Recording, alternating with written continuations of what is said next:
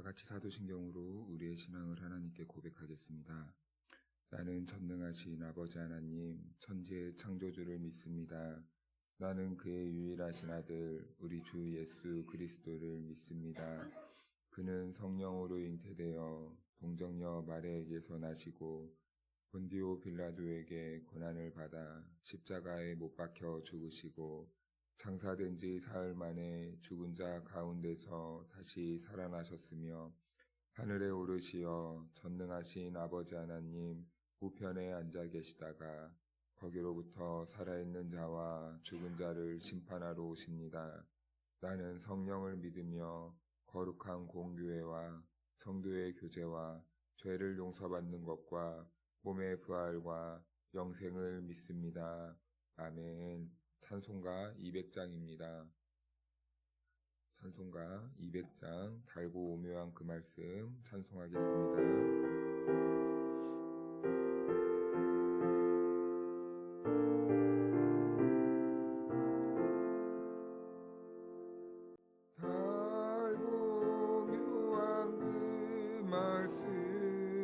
생명의 말씀은 귀한 그 말씀 진실로 생명의 말씀이 나의 길 밝히 보여주니 아름답고 귀한 말씀 생명샘이로다. 아름답고 귀한 말씀 생명샘이로다. 귀한 주님의 말씀은 내 노래 되도다. 모든 사람을 살리는 생명의 말씀은 값도 없이 받아 생명길을 가니 아름답고 귀한 말씀 생명샘이로다. 아름답고 귀한 말씀 생명샘이로다. 널리 울리어 퍼지는 생명의 말씀은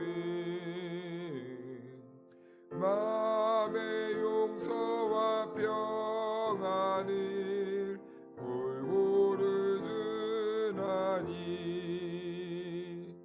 다만 예수 말씀 듣고 복을 받네. 아름답고 귀한 말씀 생명샘이로다.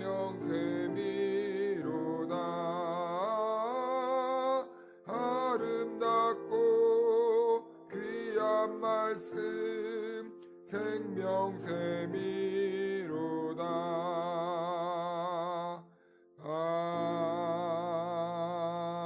아멘. 오늘 우리에게 주신 하나님의 말씀은 출애굽기 30장 17절에서 21절 말씀까지입니다. 여호와께서 모세에게 말씀하여 이르시되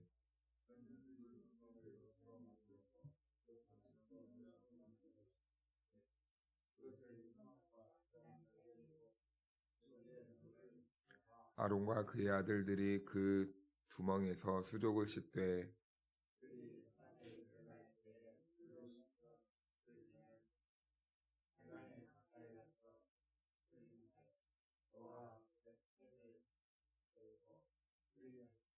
함께 읽겠습니다.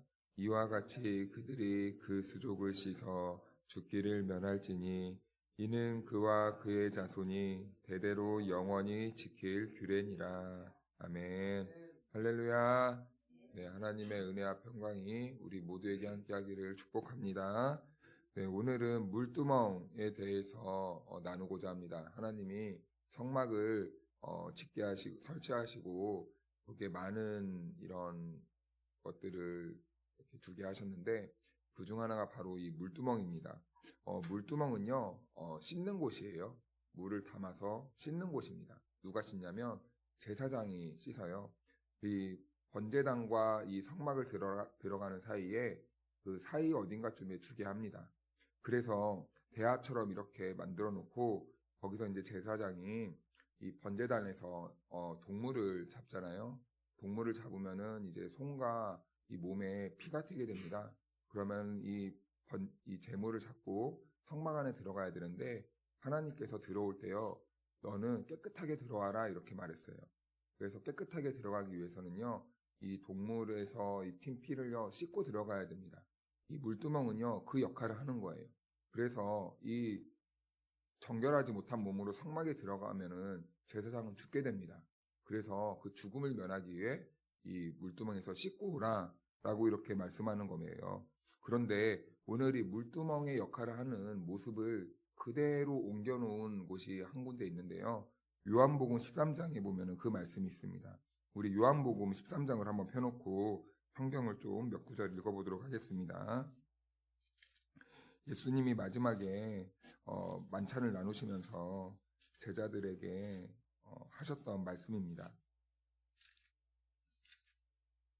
요한복음 13장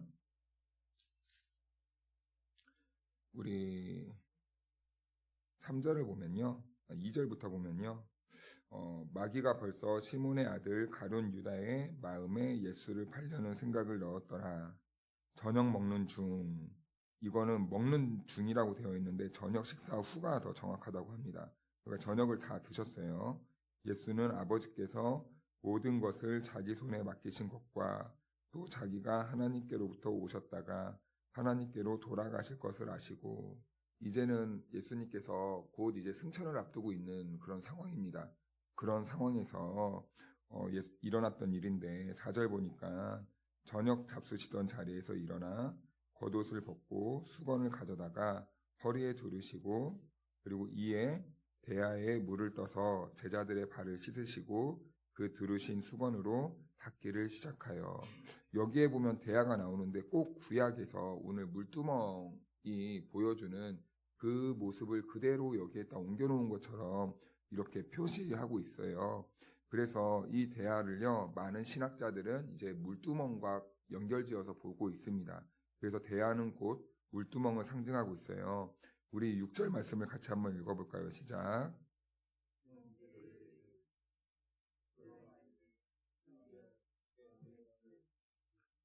네, 베드로는 상식적으로 반응한 거예요. 어떻게 이 스승이 제자의 발을 씻을 수 있습니까? 이것은요, 이 고대 시대에는 있을 수 없었어요.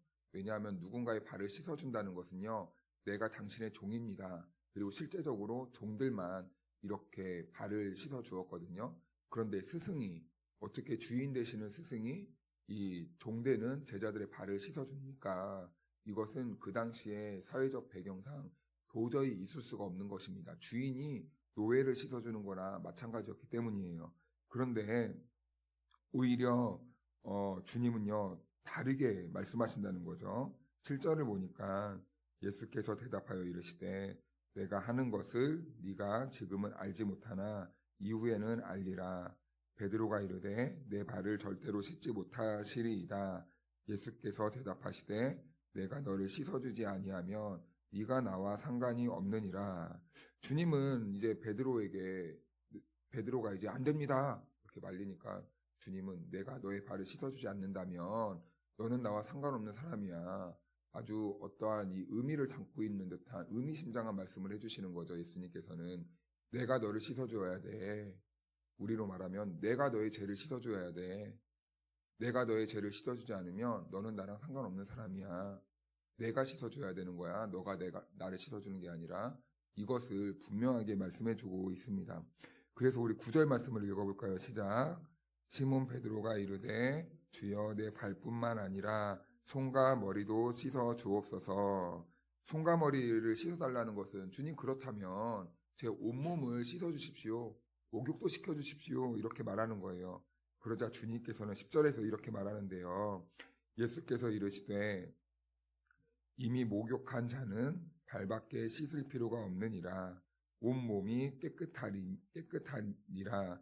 너희가 깨끗하나 다는 아니니라 하시니라.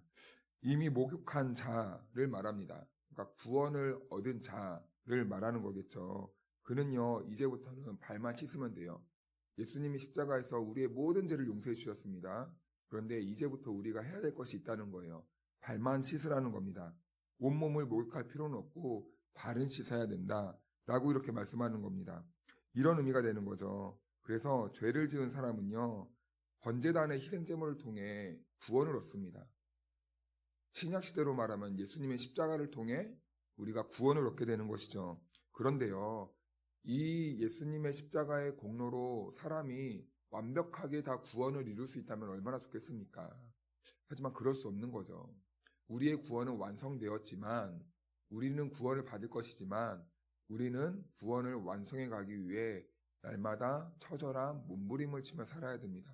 그러면서 우리는 완전한 구원을 향해 걸어가는 겁니다.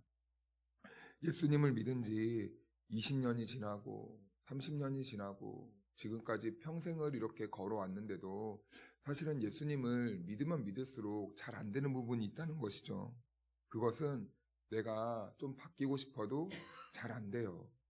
내 생각이, 내 고집이, 내 완고함이, 내 습관이, 내 생활 패턴이 조금 바뀌면 좋을 텐데 예수님을 아무리 오래 믿어도 잘 안 되는 부분이 있다는 겁니다.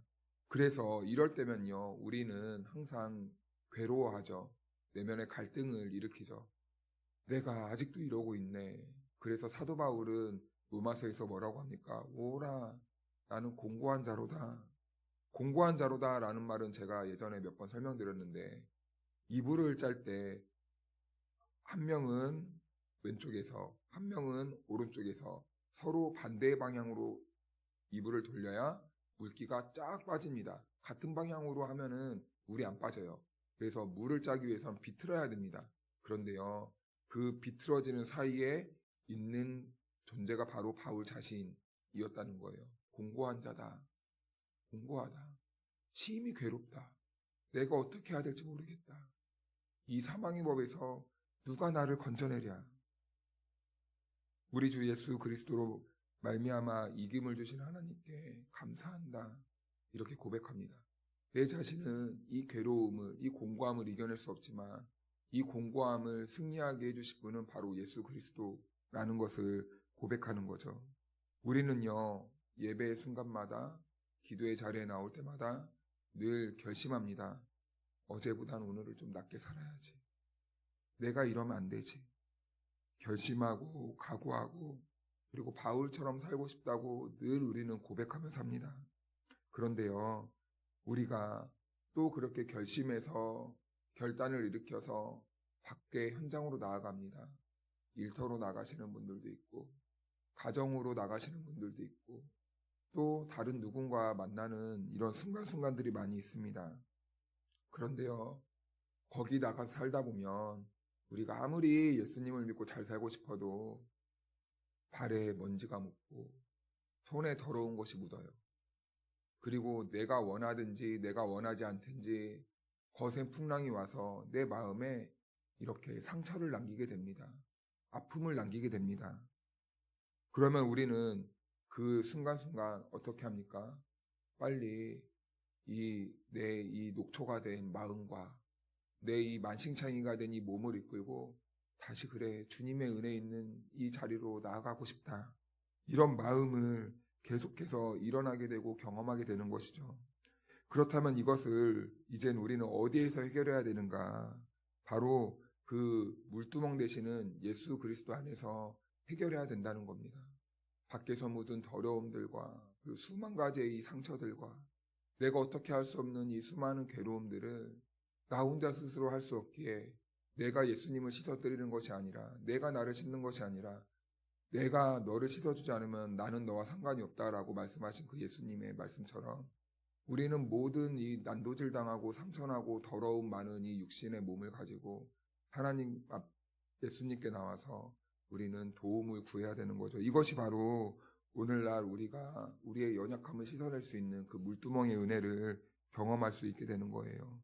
그래서 물두멍이 있는 이유는요. 요한복음 13장 1절을 우리 다 같이 한번 읽어볼까요? 시작. 유월절 전에 예수께서 요한복음 13장 1절이요. 다 덮어놓으셨나요? 괜찮습니다. 우리 천천히 여기에 하나님의 예수님의 그 사랑이 절절히 녹아져 있습니다.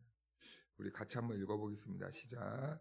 유월절 전에 예수께서 자기가 세상을 떠나 아버지께로 돌아가실 때가 이른 줄 아시고 세상에 있는 자기 사람들을 사랑하시되 끝까지 사랑하시니라. 아멘. 우리를 끝까지 사랑하시는 그 사랑하시기 때문에 오늘 이 물두멍이 있는 거예요. 그런데 여기에는 하나님의 이 절절한 마음과 눈물이 포함되어 있다는 것이죠. 하나님의 아들 예수님을 번제단의 제물로 내어놓으실 수밖에 없었어요. 저와 여러분들의 죄를 위해서. 그 은혜로 말미암아 저와 여러분들이 회복되는 은혜를 얻게 된 것입니다. 그리고 우리를 하나님의 아들과 딸로 되찾았어요. 그런데 아들과 딸로 되찾았으면 이제 좀 멀쩡하게 살면 좋은데 웬걸요. 아들과 딸이 되어도 그의 백성이 되어도 크게 달라지지 않습니다. 늘 죄를 짓고 넘어지고 고꾸라집니다. 그런데요, 그 하나님의 은혜가 또 우리를 어떻게 합니까? 그 가운데서도 다시 일으키시고 다시 붙잡으셔서 하나님 앞에 놓으신다는 것이죠. 하나님은 우리 앞에 수많은 웅덩이와 가시덤불과 이 불이 있어도요, 자기 백성을 끝까지 포기하지 않는다고 말씀하십니다. 이것이 물두멍에서 말하고 싶은 하나님의 은혜고 하나님의 사랑이며 물두멍이 필요한 이유겠죠. 그래서 다시 우리가 본문으로 이제 돌아와서 보면요. 18절에 이렇게 말씀합니다. 너는 물두멍을 노수로 만들고 그 받침도 노수로 만들어 씻게 하되 그것을 회막과 제단 사이에 두고 그 속에 물을 담으라. 물을 담으라 라고 이렇게 말을 합니다. 그런데요, 가만히 보니까 이 물두멍에는요, 크기나 수치가 없어요. 얼만큼 크기로 만들어라. 이런 게 없습니다. 물을 얼만큼 담아라. 이런 말도 없어요. 그냥 만들래요. 물을 담으래요. 그런데 여러분, 이 물두멍은 누구의 마음을 상징한 것이고 누구의 사랑을 담아내고 있는 것입니까? 하나님 예수 그리스도의 그 사랑을 담아내고 있는 거예요. 자, 그렇다면 수치가 없다면 이것은 무슨 말을 의미할까요? 하나님의 사랑과 예수 그리스도의 그 보혈의 공로는 끝이 없다라는 겁니다. 우리의 죄를 씻어내는 하나님의 자비와 은혜와 그 죄를 용서해 주시는 자비하심의 끝에는 끝이 없다는 거예요. 우리 인간은 기껏해야 베드로는 이렇게 말하죠. 주님 몇 번 용서해 줄까요? 근데 우리 주님은 7번씩 70번을 용서해요. 끝이 없이 용서해요. 사람은 한정을 짓지만 우리 하나님은 한정을 짓지 않는다는 의미입니다. 그렇다면 이 물로 씻는 행위란 이제 오늘날 우리는 이 물로 씻으라고 했는데 그것은 과연 무엇인가? 조금 더 구체적으로 말하면 에베소서 5장 26절에 보면 이렇게 말씀하고 있습니다. 이는 곧 물로 씻어 말씀으로 깨끗하게 하사 거룩하게 하시고. 말씀과 물을 동일하게 놓고 있어요. 물로 씻는다는 것은 곧 말씀으로 씻어낸다는 것입니다. 이 말씀의 주체는 누구십니까? 예수 그리스도를 상징하는 거잖아요. 우리는 말씀이신 예수 그리스도가 이 땅에 오신 걸 알고 있습니다. 그래서 우리는 우리의 연약함과 우리의 죄를 씻기 위해서는요, 예수님이 필요하다는 걸 알고 있어요. 그것이 바로 말씀입니다. 그리고 디모데전서 4장 5절에서도 이렇게 말씀하는데요. 하나님의 말씀과 기도로 거룩하여짐이라. 이렇게 말씀합니다. 그러므로 우리가 붙잡아야 될 것은 무엇입니까? 오늘 우리가 기도의 자리에 나와서 붙잡아야 될 것이 무엇입니까? 바로 하나님의 말씀으로 오늘도 승리할 수 있도록 도와주십시오. 어떤 분들은 기도에 나와서 기도를 해야지 왜 목사가 설교를 많이 하냐? 그런데 그거 아닙니다, 여러분. 항상 우리는 균형을 잡아야 됩니다. 말씀과 기도입니다. 기도만 안 됩니다. 말씀만 안 됩니다. 말씀도 충분히, 기도도 충분히. 우리는 그래야 겨우겨우 하루하루 버틸 힘을 깨닫게 되고 그 기도를 통해서 우리가 은혜로 우리가 하루를 버티며 살아갈 수 있는 거예요. 사랑하는 여러분, 오늘 주님께서는 우리를 기도의 자리로 부르셨습니다. 그리고 말씀을 통해서 우리들에게 필요한 것이 무엇인지 말씀해 주셨습니다. 오늘 우리들에게 필요한 것은요, 하나님의 말씀이라는 것을 알려주셨으니 오늘 기도의 시간에 이 말씀의 은혜에 붙들리기를 주님으로 축원합니다. 그래서 오늘 하루 우리가 어디로 가든지 말씀에 붙들린 자로서 기도하는 성도로서 말씀과 기도로 승리하며 살아가는 저와 여러분들이 되기를 주님의 이름으로 축원합니다. 기도하겠습니다. 하나님 아버지, 오늘도 말씀 앞에 우리를 불러주셔서 감사합니다. 예배당에 들어올 때는 썩 괜찮은 것 같았는데 가만히 우리가 머물러 보니 우리의 마음에 먼지가 참 많이 쌓여 있음을 보게 됩니다. 주님, 우리가 스스로를 깨끗하게 만들 수 없다는 걸 고백할 수밖에 없습니다. 다짐으로는 안 되고 결심으로도 안 되는 우리의 삶을 오늘도 말씀으로 씻어 주옵소서. 상처받은 마음과 굳어버린 생각과 하루를 시작하기도 전에 지쳐있는 심령을 주님 손으로 다시 만져 주옵소서. 오늘 하루 말씀을 붙들고 살게 하시고 말씀 앞에서 멈출 줄 알고 순종할 줄 아는 은혜 또한 허락하여 주옵소서. 우리를 끝까지 포기하지 않으시는 예수님의 이름으로 기도하옵나이다. 아멘.